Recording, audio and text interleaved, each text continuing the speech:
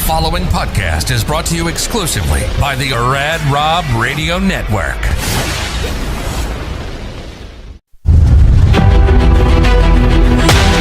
Imagine a place where mental health, resilience, sports, and the power to never give up all come together. This show is about life. It's about mental health. It's about bouncing back stronger than ever. This is Reset and Rise to the Unbreakable with Amanda Moore.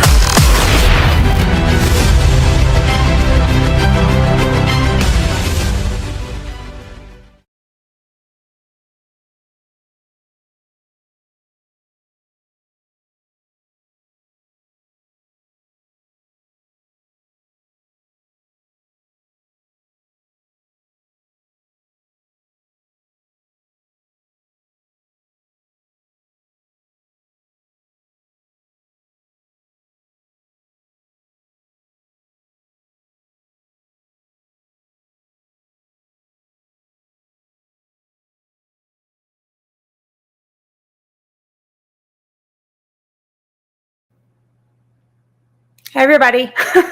We had some technical issues. Rob is, I don't know if many of you saw my video earlier today, if you're part of the private Facebook group page, but Rob is not with us on air tonight. He is attending a prior obligation for his daughter for the holidays and school stuff. So anyways, it's just me tonight with Josie Barnes. Hi, everybody in the chat. I'm already seeing tons of messages, so that's awesome.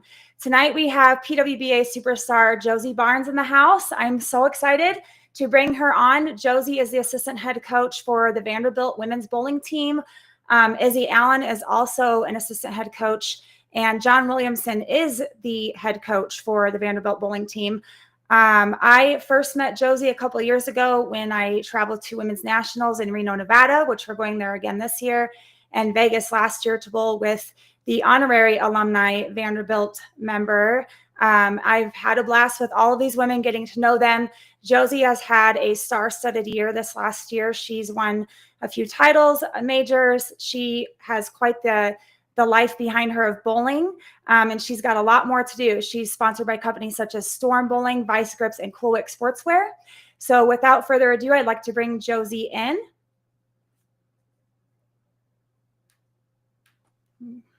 Hi, Josie. Oh, there she was. Oh, she disappeared again. There we go. Okay. Sorry, technical issues. It's always a challenge when somebody part of the group is not here.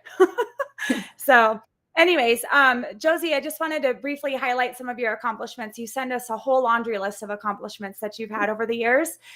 So I just wanted to say thank you so much for joining us. We're excited to dive into the story behind your success.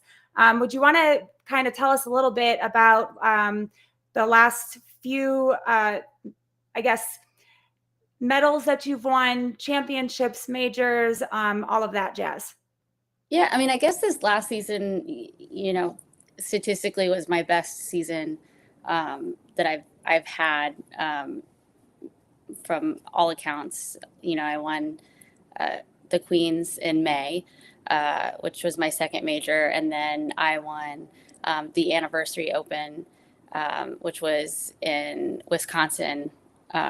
It was a standard event, but felt very much like a major. It was the one where they had the stands and all the junior gold kids there to root everyone on.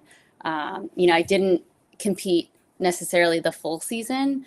That was kind of by design, but it felt like the most complete season for me. But, you know, I'm 37 now. I've been bowling for a lot of years.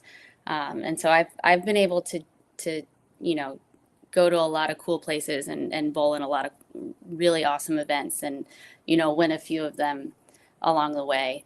You know, those are just, I guess, some of the highlights from this season. But, you know, you talked about my Vandy group that I get together.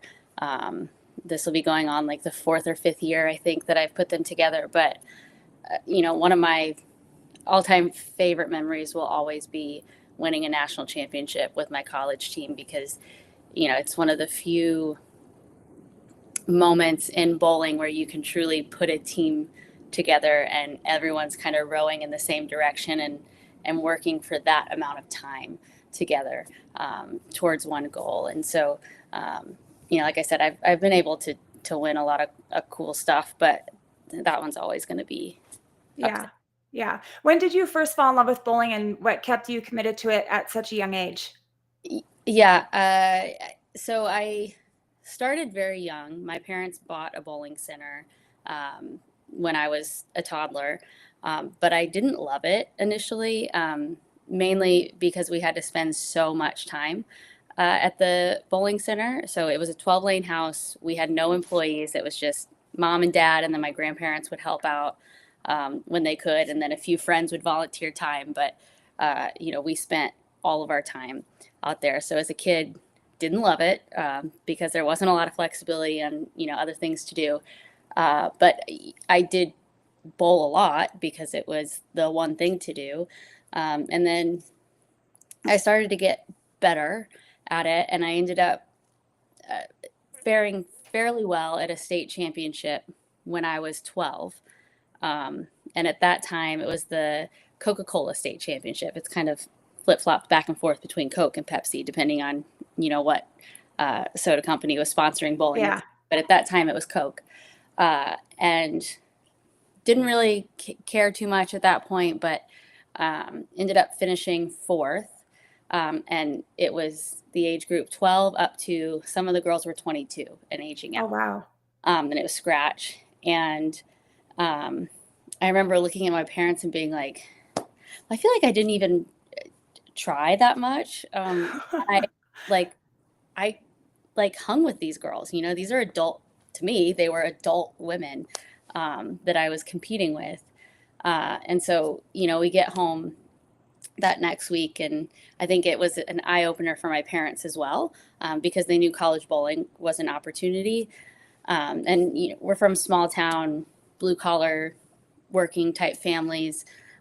So the affordability of college was always going to be difficult as well. And they kind of just sat me down and they were like, listen, like, you've proven that you have the ability to do this thing. You've also made it pretty aware that you don't really love it. But you do have 2 options. You can either practice and get good at it and have your college paid for, like get a scholarship, or don't do that and pay for your own college. That's when I started to like bowling. Yeah. Well, natural. I guess it's one of those things, like, you might not love something, but you might be a natural at it. So yeah. I think kind of your story. Yeah. And I did really fall in love with it. Right. So At that time, it was more of just like, ugh, I'm being told I have to do this thing. But I just love to compete. Right. And bowling happened to be the thing that was in front of me. I also played tennis in high school, played softball, have, done a lot of different things. And I just love the idea of being able to compete in pretty much anything. And so this was just one of those out. And now that's carried over into, I think we talked about this at this last year's nationals when we were in Vegas. I went up to you and I said, I've always been really inspired by people that take care of their bodies and are very healthy and fit. And I noticed a very visual difference from you the very first time I met you until last year. Yeah. And you work with Josh Kemp Fitness. Is that correct? Yeah, Josh. Okay. Kemp. Yes. So I remember telling you that it reinvigorated something inside of me to be inspired and motivated to get back to working out and being more consistent with it and taking care of myself. And you can just tell when bowlers, not all bowlers, but most bowlers, when they take care of themselves physically, mentally, spiritually, whichever way it is, it actually shows on the lanes through your bowling. And you could definitely tell the level of confidence in your bowling this past year. Do you think that had a contributor to your success this past year as well? Oh yeah, I think twofold. I think first, just the physical piece of it, right? Like, I worked out in college with my team. We had a really awesome strength trainer. And so I knew the benefits of doing it, but life gets in the way, Yeah. And, we've talked a little bit, like I had some rough patches in life with losing my mom, and, you know, it's just a snowball, and things, you know, got out away from me. And I sat down with my husband and I'm like, listen, like, I think I got to figure this out, because if I'm going to go out and I'm going to compete with these girls who are now, they're starting to be substantially younger than me, right? Yeah, that's Girls are 15 years, 17 years younger than me. What, you know, like my body has to be better, right? Like I have to physically be in a different space in order to keep up with them week in and week out. And so that was the first piece of it, like physically, like in order to use my legs to the best of my ability. You know, my rev rate is not going to change. Like it's not going to match, you know, what Nora's doing now, or what, like, I can't, you know, pull that rabbit out of a hat, but what I can do is make sure that the other things are in place. And so that was, you know, the first box that I wanted to check. And then I think the thing that comes along with that is the mental piece to it, right? Like I can do the hard stuff. Like I can get in there and do the long days. And, you know, like today was the first day I had thrown a bowling ball in like 3.5 months, because I saw the video of that to see if your wrist was okay. Doctor's orders, like when I'm not competing, like just don't do it, right? Like for your wrist. And my husband has convinced me to bowl a tournament on Sunday. So I'm like, I should probably throw a few balls. So, but in the past, when I would take, you know, a few weeks off here and there, and I would, you know, go to pick the ball up again, I'd be like, this feels weird, right? Like like my body just doesn't feel in sync. And today, after about, you know, 5-10 minutes, I was like, oh yeah, like I don't feel like I've taken any time off at all. Yeah. And I do think that's because of the working out piece to it.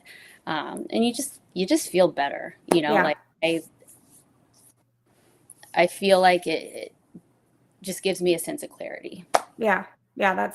And working out, not only, it does give you a sense of clarity mentally, but it also physically, you feel better, because when you are competing, and most people don't realize in tournaments, they're used to three game leagues. So when they're competing in tournaments, they don't realize that you're bowling game after game after game. And then if you make the cut, you're bowling more. And then if you make step ladder, you're bowling more. So most people don't realize how many games it actually takes to make a step ladder final. And by that time, your body, even if you have one day where you bowl, say 6 to 12 games, and then the next day you're coming back and bowling 6 more, that still takes a toll on you. And if you're not physically fit, and you're not hydrated, and you're not eating properly, and you're not sleeping properly, it all takes a toll on you, just with any other sport and athletics. So you have one of the most decorated junior careers ever. What experiences shaped your identity as a competitor?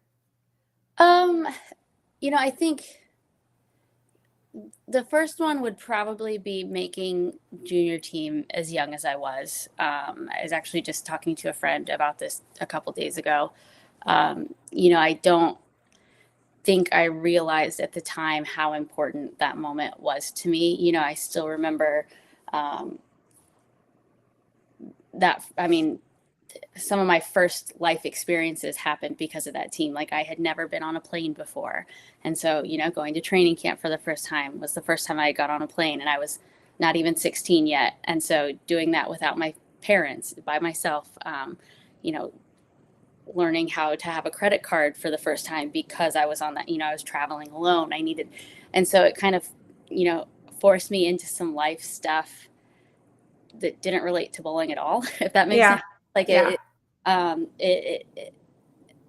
it forced me to grow up in ways that I think were really important and valuable, but also helped me in bowling too, because I'm like, again, I have this, like, if I can do this thing, I can definitely do this too. Like, and so I don't think at the time I realized how important that was to my growth. And I think probably the one that shaped me even more than that happened not that long after that. So I made junior team the first year. I think 14 or 15. Bowled really well at the one event that we got to bowl in the Dominican Republic. And then straight after that went to try out for the next year's junior team and didn't make it. And I think the not making it the second year was probably more pivotal than the first year, because it's not like I bowled poorly. things just didn't happen, right? Like it does sometimes. There was the pressure of trying to make it a second time. Again, I was really young. That was junior gold was so different back in that time. Like when I made it when I was 14 or 15, again, there were girls on the team that were graduating out at 22. So, now that's like completely unheard of. And I think we only had 6 to 8 kids on the team. So just very different worlds. It was very hard to make that team. And it forced me to really look at the hard stuff, right? Like, okay, like I did have this really good summer. I am a really good bowler. And also there are things that I have to get better at if I want to make this team again.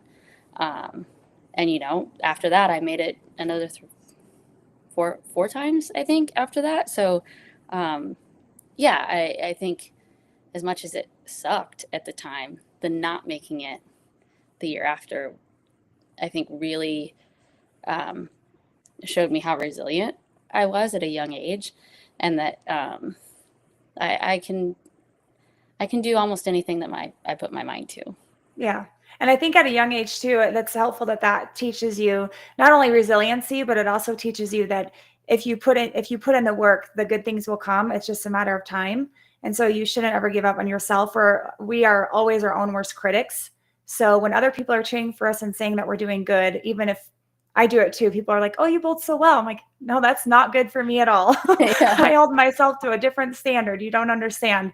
So I can definitely empathize with you on that level. To the tune, I've told people before, the first year I bowled with you guys, I bowled really, really well, to my surprise, because I thought I would have been a nervous wreck in a basket case. But you guys all made me feel completely comfortable and like I was part of the team. Last year, I did not bowl so well. I kind of left feeling a little bit defeated, but at the same time had the best group of girls around. And if anybody asks the Vanderbilt girls to bowl with them on a national level, national stage, it doesn't matter if someone is bowling not to their level, above standards, or whatever it may be. Everyone is always cheering everybody on. And it is definitely a camaraderie that is unmatched in bowling, in the bowling community. You don't see it very often. So you definitely are doing something very phenomenal with the girls there at Vanderbilt.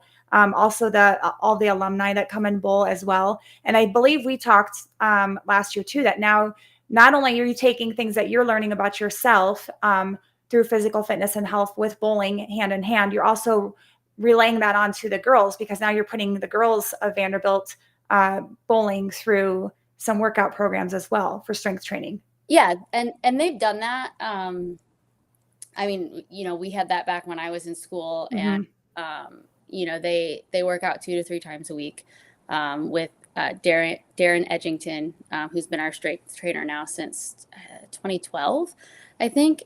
He's awesome. The girls love him. He loves the girls. This last year, I really started making it a point to be at all the workouts with them, to show them, that I'm as invested as they are in this. I do think the gym can be scary if you've not done it before. And I have no expectations, especially for freshmen who are coming in, that they've had any background in being in the gym.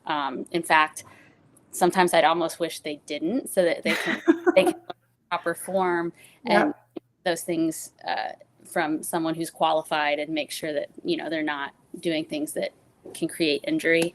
But just being in there with them, and, sometimes I do the workout with them. Sometimes I'm doing my own side thing. In October, we do what we call Snaketober, and we go out and we completely snake the football stadium. And I run it with them. And usually get my butt kicked by most of them, because again, like half my age. But that's great leadership and mentorship, though, for those young girls. You're setting such a good example. I think some of those are the most profound coaches or mentors that we'll have in our life, are the ones that are willing to do the hard things with us and show us and guide us the way. So I know that they think highly of you. Every time you share anything, everybody just loves you. You're so genuine and down to earth and easy to get along with. So I wanted to ask you, what was it like joining the PWBA as it relaunched in 2015? Yeah, it was interesting. So in 2015, I feel like I only bowled like half the events. I'd have to go back and look. I was really excited that it had come back. I was in a part of my coaching career where, I was just starting to get comfortable with the idea of being a coach. Because when I first started doing it, I was coaching people who I had also played with. So that's a unique transition, and also wasn't even really sure that I wanted to coach or would be good at coaching. And so 2015 was when I felt like I finally was starting to hit a little bit of a stride with that, but also was being paid like someone who worked in the sports industry. So I had decided to only bowl half the events because I wasn't brave enough to make the full financial investment all season. Because really there was nothing much competitive to bowl prior to that. So I didn't really know where I fell. But I had a couple good tournaments. And Kyle and I sat down. We weren't married at the time, but we were living together. And so when the next season rolled around, we were like, I kind of think I want to really commit to this thing. And so decided that I was going to make as many as I could, depending on, how collegiate the season fell, and was able to win my first title in 2016. Again, it was a weird feeling because I feel like I was in that in between set of girls who the tour folded before I went to college. So I didn't really have any expectation of being able to go to college and then come out and bowl. But it wasn't necessarily gone long enough that, I wasn't like ready to, I was ready to jump back in. Yeah. Back. Yeah. And it was cool because when it came back, a lot of the women that I, really looked up to and watched there at the end, before the tour folded, still came back and bowled there at the beginning, and bowled some of the majors that, I was able to bowl in 2012, 2013, 2014. And so being able to like cross with them was really cool. How did the milestone title, first title that you had, when did you know or realize that you belonged among the best of the bowlers out there? Sometimes I would say sometimes I feel like I still have imposter syndrome. It probably sounds crazy, but like there's sometimes that I'm still like, do I really, have I really done enough to still be out here? But I always believe in myself. I always believe that I can compete when I get out there. I don't know. That's hard to say. Probably after I won the second one. Like you always want to win the first one, and I think it is proof of all the hard work. And I don't even think you have to win the first one to prove that you've put in a lot of work. It is it's hard. Just showing up. It is hard to put yourself out there, and regardless, and then to win a title. But I would say after that second one was when it was like, okay, like I'm good at this. Yeah. So that I wanted to talk to you a little bit about, I think I shared with you that you were the reason after I fractured my foot to continue on with bowling. I remember sharing that with you a couple of years ago, and that was due to the 2021 US Women's Open. You were the number 1 seed, record prize, high stakes, high pressure. What was your mindset heading into that championship moment? So heading into it that day, it was just a lot of nerves. Honestly, I would be lying if I said it was anything else. I think that season had been so crummy. Like I just did not bowl well at all that season. Very defeated. Didn't even want to bowl that event. Was ready to come home after the Washington stop. And, Kyle said, you're already out there. Just at the very least, like, go have a practice with Sean, like get your 3 days of practice in, figure your problems out, and then come home, like, and we'll figure it out for the next season. And so, you know, once things started to progress that week, and it was, you know, getting better and better because I improved every day. I just remember turning around because I had to double in the 10th in the position round to take the top seed. And Kyle had flown in just in time to see, I think, basically the last game. And, you know, it was so many mixed emotions at that point because it had been so bad and gotten better. That the only thing I could say was, well, even if I shoot 100, we have 50,000 in the bag. Where you're going home with money. Like, we're going home with some money. So, yeah. The next day I was just nervous. Like, I couldn't eat much. Tried. Ended up going to brunch with Emil Williams. He's been a very close friend for a long time. We both grew up in Illinois, so he knew me well before I ever went to college. And, you know, some things happened throughout that day where I felt like my mom's presence was there, and, you know, he was there. He knew my mom very well as well. And he was kind of there for that. And he's like, Josie, I think today's going to be okay. Like, you're going to be all right. And so just a lot of nerves, you know, trying to take it one shot at a time. And, you know, when I get in those positions where I feel the nerves starting to get the best of me, I really just try to focus on something that I know I can already do really well. You know, so for me, like, I almost always post my shot. So I'm like, all right, let's just post this shot and throw the ball forward. And, like, whatever happens. Because if I'm trying to think about something that only goes right like 50% of the time, then it's probably not going to go well. And so that whole time on the show, I was just like, all right, just keep your butt down, post your shot. Yeah. Everything else will work out. Well, you earned a fan in me that year, 2021. That is literally the year I broke my foot. I didn't think I'd ever bowl again. And I watched you, and to see you go from struggle to triumph was something spectacular. Usually you just see somebody just right out the gate, just kill it, and they just keep on with it from start to finish. So that's something to be said for about your character and how you carry yourself on the lanes, and you keep a good head on your shoulders throughout competition. So this 2025 season has multiple wins for you. What feels different about where you are in your career today versus, 10 years ago? I mean, a lot has changed. I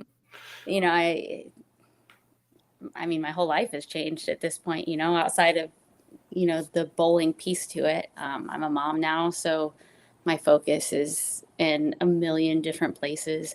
I think where I'm at in my career makes it different as well.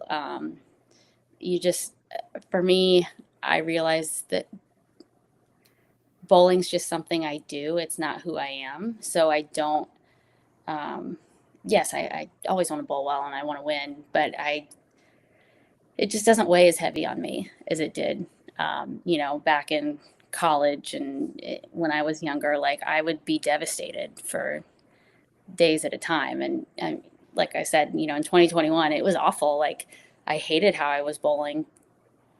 And at the same time, like, I had other really great things that were happening in my life. And, I was able to, kind of compartmentalize with that. I think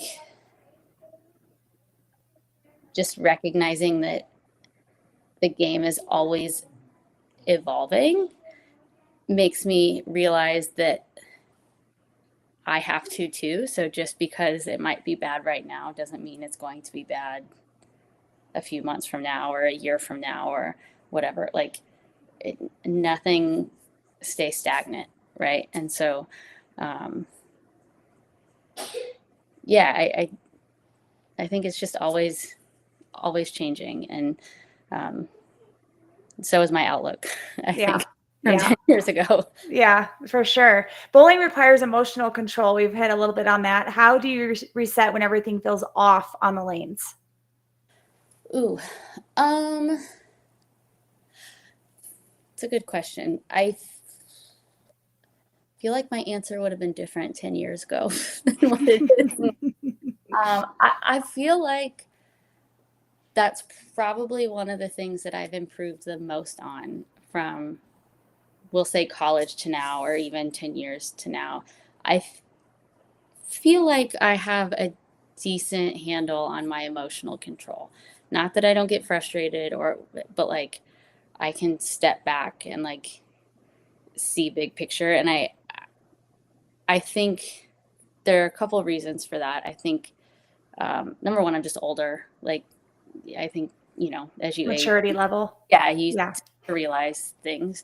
And I also think there are so many moments where I've been coaching now for 15 years, where I've stood in a huddle and asked my girls to do something, and I go, shoot, I needed to hear that.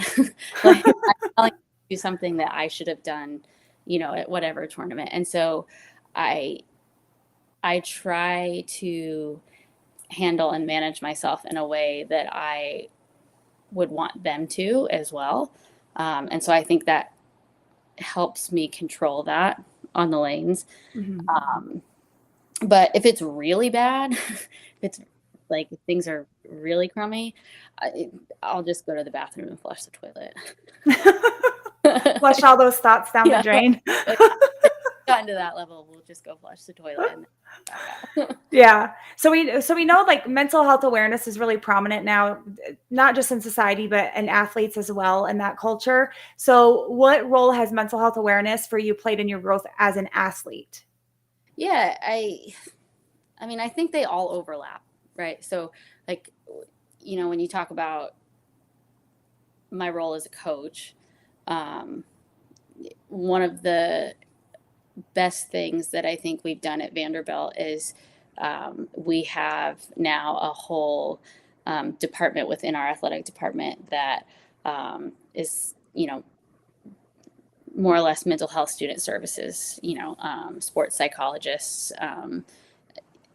that, area for the kids to utilize in whatever way they see fit.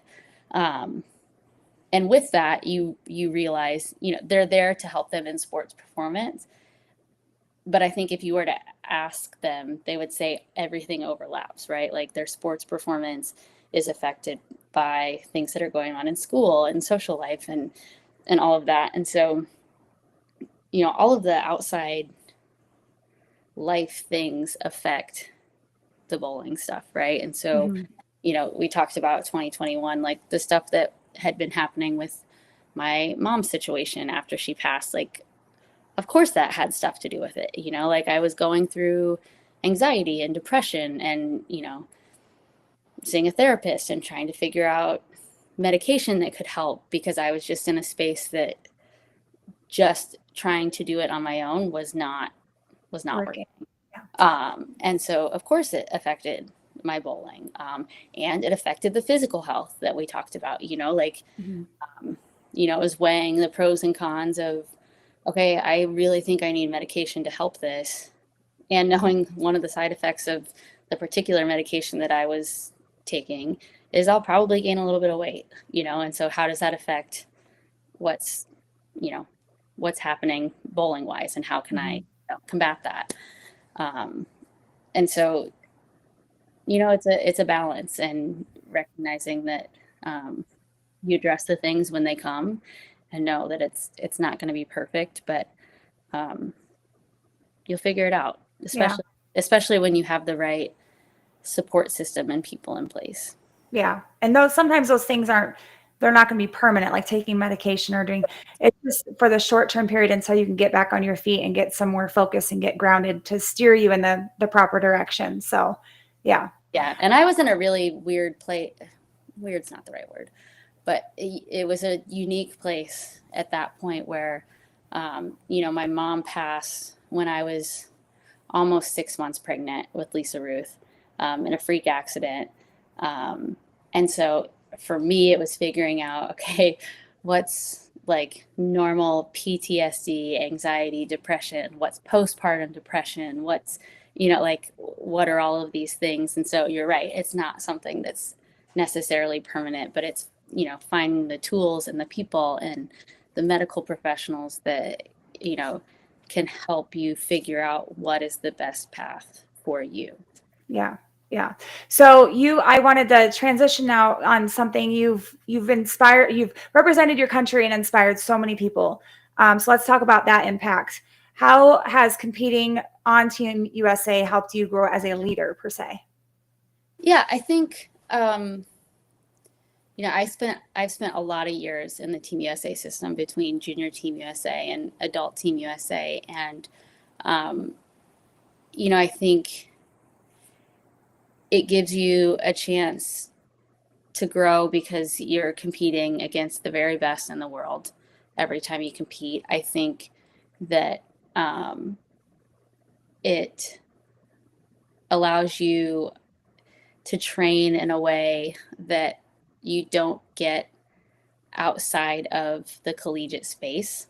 And so, I talked about one of my all-time favorite memories is winning the national championship with my college, best friends. One of the reasons why I wanted to continue to do Team USA after I graduated college was not just because it was one of the few competitive outlets that we had, but it was also like the only team environment. And I, as much as I love doing the PWBA stuff and, competing and winning that stuff, like I live for the team aspect of stuff. Like, I probably look psychotic when I'm down there coaching with my girls, but I'm as into it as they are because I like that feeling. I don't know, it just overwhelms me sometimes, like one of my best friends was here for Thanksgiving, and we were talking about like if we could do one thing for a day, what would we do?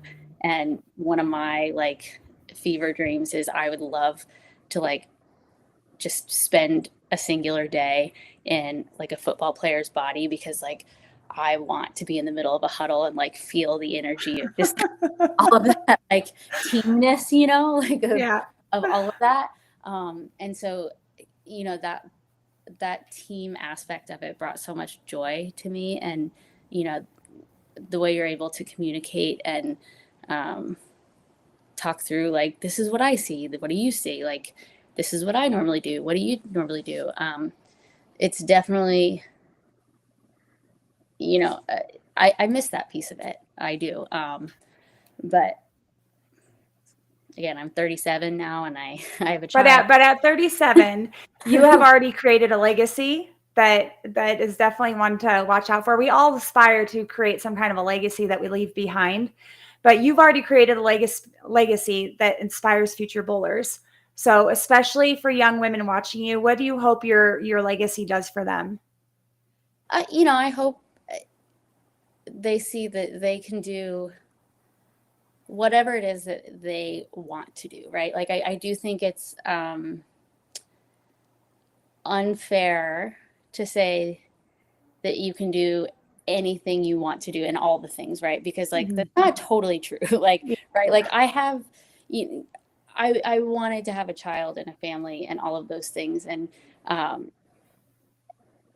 I was able to do that and still wanted to compete and bowl, but there is some give and take, right? But like that's my dream, right? Is to be able to like have a little piece of all the things, like, but it's what you create, right? So like your dream doesn't have to match anyone else's, right? Whatever you dream up is the thing that you can chase, right? Yeah. But know that there is some give and take. Yeah. I'm interested, how do you deal with negative comments online, or are your fans in particular nicer than the average fan? I mean, I do think I have nice fans, but if I'm being honest, I'm not great at checking social media. That's probably a good thing sometimes. That's again, one of those give and takes of like you only have so much time in a day. So I try to post things when I can, but I I'm not like a comment scroller really, or like, do not try to reach me on instant messenger, because that's just not going to happen. Like, I never open that like, ever. Like, it's not that I don't like you. I can attest to that, because you Yeah. gave me your phone number last year. You're like, here's my phone number. This is the best way. Yeah, not an instant messenger opener, so just don't even try. You know, yeah. And really, if you have a negative comment, you either don't actually know me, or you're just not nice. Yeah. Well, I see it online. I was talking to somebody about this earlier. They had the same question for you, and were wanted me to ask it. I'm like, I already have that question down, because I do pay attention to bowlers online, both men and women. And men tend to not have the negative comments that women have. Unfortunately, with women have it bad enough to where men and women, especially women, will comment on someone's physique or how they throw the ball. Like Nora Johansson, you were talking about, she's a two-handed bowler, up and coming, rising star, big rev rate. She's super good bowler. She gets nasty comments left on her stuff all the time. Then you have Daria Payak. Most of the guys that are on there are not commenting about her bowling or her abilities, are commenting on her looks. Not necessarily what a bowler is posting for or wanting, that type of, I guess, attention, online attention from onlookers. Most of the time they're trying to either sell the equipment, do things for their sponsors that they have sponsorships with, and post things about that, or talk about upcoming tournaments or things that they've competed in. And when I see female bowlers having to, Elise Bolton is another one, when they have to defend their stance in bowling, and the fact that they can wear what they want to practice, and they don't have to look a certain way to be a good bowler. That's unfortunate. You don't really see that being given to the PBA guys as much. So I was just curious to see if you have dealt with any of that backlash at all, especially after when you have won your major titles. It's nothing but love out there for you, but you do get people sometimes that, well, who is this? I haven't seen her. I'm like, how do you not know, unless you're not paying attention to all bowling, how do you not know who Josie Barnes is? Yeah, I mean, and that's, I think it's going to happen, right? Like, we're in a space where, especially because I'm not someone who posts a ton on social media. Like, you look at like the Darias and the Elises, a lot of them are very active on social media, and that's where their fan base develops. And then, at Junior Gold, like, everyone wants a picture with Daria. Well, duh, of course, like, she throws it great. She's beautiful, and she has 100,000 fans on Instagram. Like, makes sense. So that's never really bothered me. And I've always, my husband says I'm like Akko Taco. Like, I'm awkward with it anyway. Like, I don't necessarily handle people coming up to me anyway. Great. I'm like, oh, with me? Like, said that to you the first time. Like, can I have a picture with you? And you're like, I guess. So it's never really like, I just, like, I put my pants on the same way everybody else does. So I don't, like, it's not really something I've spent a lot of time like thinking about. And I do, like, in some ways I credit my family more, the women of my family, who are just very strong, confident women who just always created this environment where, like, some of those things I never even would have thought about. But I think it's because of the example that they've set. But I know that's not always an easy thing, like, it's a very real situation. Yeah. For people. And I've said it. Yeah, I've said it many times on the show before that the PWBA does definitely not get the attention that the PBA gets. There's very few televised events. It's not really talked about. But also, we've talked about how a lot of the PBA and PWBA athletes, they don't really market themselves as much online as some others do. So when others are the known name and you run into them and people want a picture with them, or they talk about them all the time, they might not have the best career, or might not have the most winnings out there, but they just have more of an online presence. So it comes down to marketing yourself. But at the same time, there's bowlers like you that are very humble and grounded, and have a life outside of the spotlight. that is something, again, to be, in me, and for me, it motivates me and inspires me to believe that even someone at my level, or even somebody else at an amateur level, or somebody that's up and coming, can still do things without being in the limelight and having all the sponsors and the backers and the ball reps and all of that. So one other question before we wrap up I had for you: the urethane ban, is that going to affect you on tour? No. I shouldn't say that. Okay, so no, in the sense that I never threw it anyway. If you've watched me compete at all, like, it's not something that really ever fit into my arsenal or had me feel confident in throwing. Mm-hmm. Just my rev rate, tilt, rotation just didn't match up great for me. I do think that it will be interesting to see for me how transitions will be a bit different on patterns that some of the other girls were able to throw urethane on.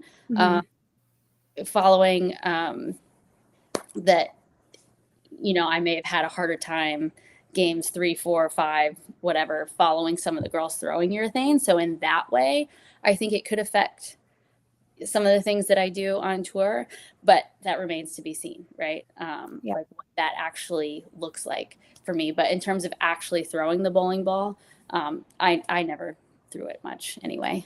I'm same as you. I threw the pink Black Widow urethane, more of a hookier urethane. Yeah. I threw it for about 6 months and realized this is not for me. The same thing. I just don't have the rev rate. It's not my game of play. It's not my style. So when everyone says, the notorious purple hammer, I've never thrown a purple hammer in my life. It just doesn't match up. And some women can throw urethane, but most often you don't see a lot of women throwing urethane. So we did have a question from somebody in the chat. They were asking, are there any keys to managing your sponsors' time, promotions, schedule? For me, it's a little unique because of the work that I do at Vanderbilt, I'm a bit limited on what I'm allowed to do with my sponsors. So I don't get to do as many in-person events because I cannot interact with what we call prospects. So kids that are in high school and are recruitable age. So I have to be really careful with the things that I do, the promotions that I run, and it's part of why I don't do as much online, more protection for not just me, but for the other side too, because if I were to make a mistake, the kid can't actually get in trouble, but it can cause some issues down the line in terms of communication. And so for me, it's a little more unique than maybe the average competitor who isn't a college coach, if that makes sense. Yeah. Mm-hmm. But there are different stipulations in our contracts in terms of, how often we should be posting and how many days that we could be needed to do different things. And so it's different for each person. It's no different than contract negotiations I go into for my normal job of hey, I think I need this, I need that. And so it can be different for each person. Yeah. And then Craig in the chat, he asked, how do you advise your seniors on the next step after college? What do you do to help them transition? That's different for each kid. We've had a few go out and try to do some tour stuff. Sorry, if you hear a dog, my dog just walked in. You're fine. A lot of our kids choose to just bowl a couple of events and then go on to, I call them big girl jobs, but they're really career driven and career oriented. So, that's a different subset. We have people in place that are much more qualified than me to help them with that. But, part of what we do if we have, the kid for 4 years is, try to help them become as independent as possible.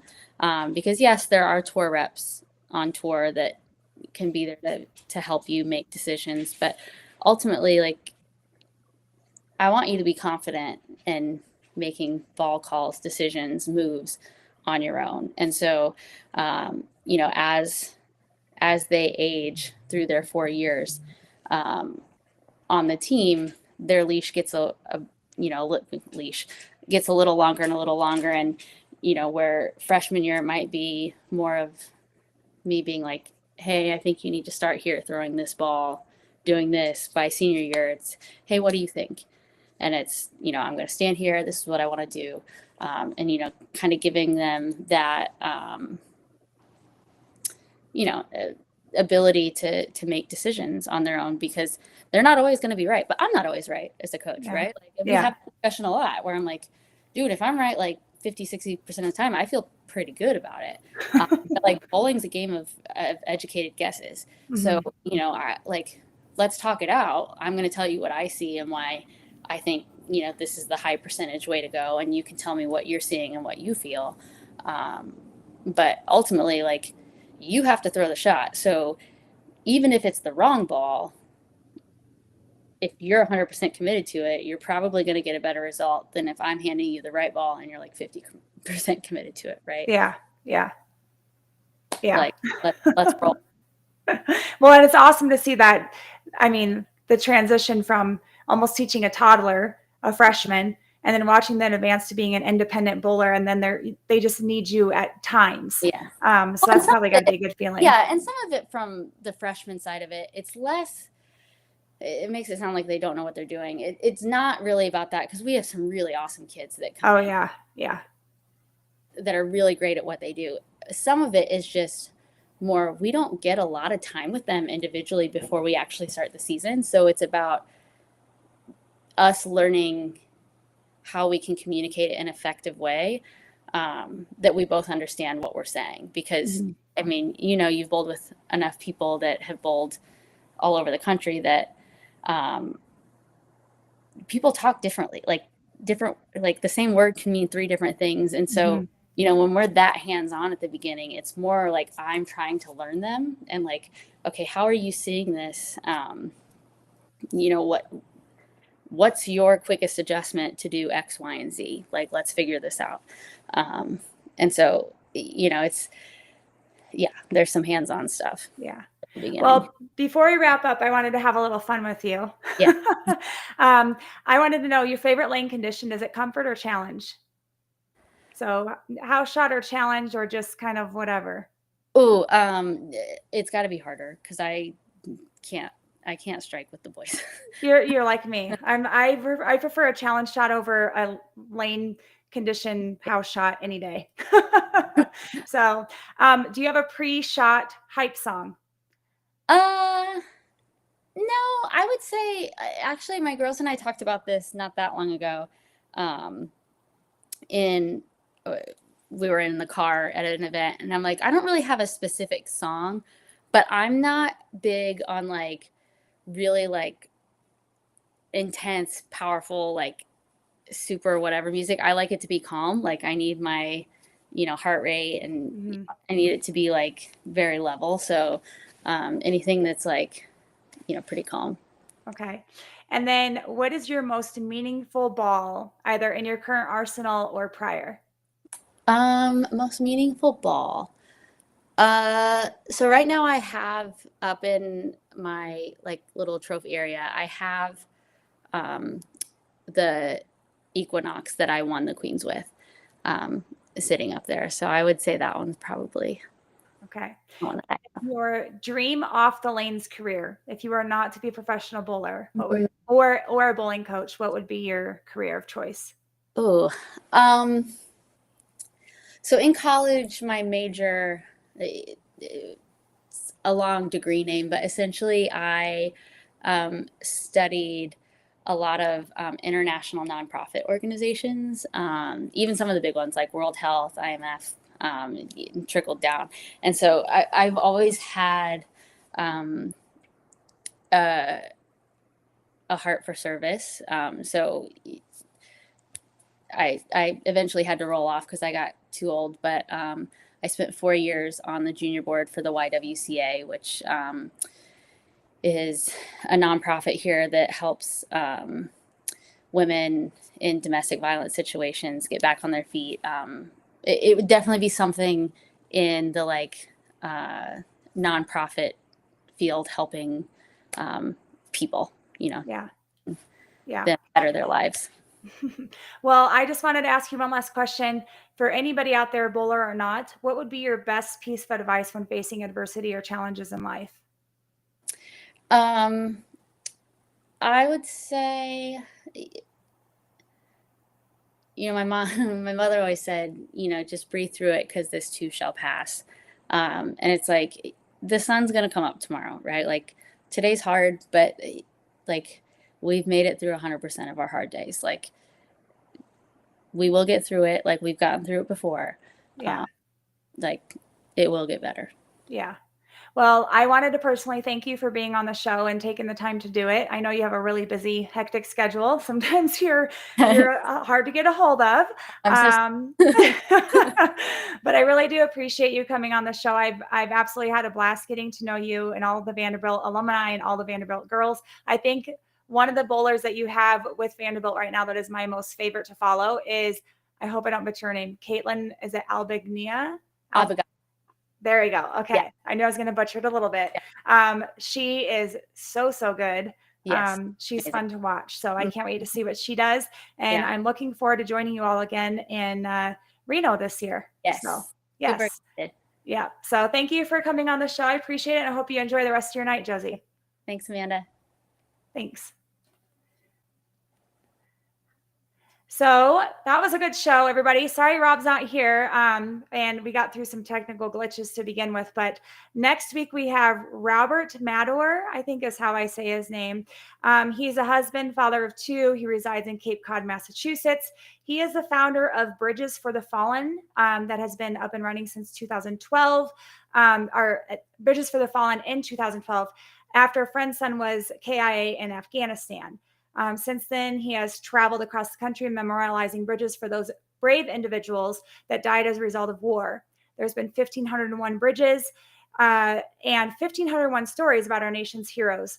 Idaho is the only state that refuses to work with Bridges for the Fallen. I am hoping to change that with next week's show.